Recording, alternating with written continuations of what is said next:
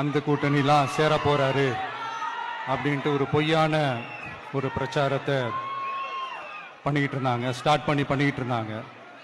இந்த நியூஸ் எல்லாம் கேட்டு நீங்க கொஞ்சம் கன்ஃபியூஸ் ஆயிருப்பீங்க.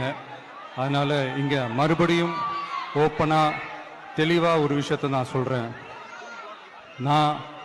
நாங்க எப்பவுமே மதச்சார்பற்ற கொள்கைன்றதுல அந்த ஸ்டாண்ட்லயோ மதச்சார்பற்ற சமூக நீதி என்ற அந்த நிலைப்பாட்டிலையோ எப்பவுமே சமரசம் வச்சுக்கவே மாட்டோம்.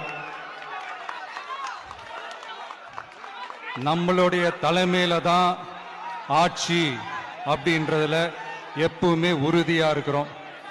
நம்மளுடைய முதல் மாநாட்டில் கூட நான் சொன்ன மாதிரி அரசியல்ல யாருக்காகவும் எதுக்காகவும் எந்த விதமான ஒரு சமரசமும் நாம வச்சுக்க போறதே எல்லாம் அந்த பேச்சுவார்த்தையே கிடையாது.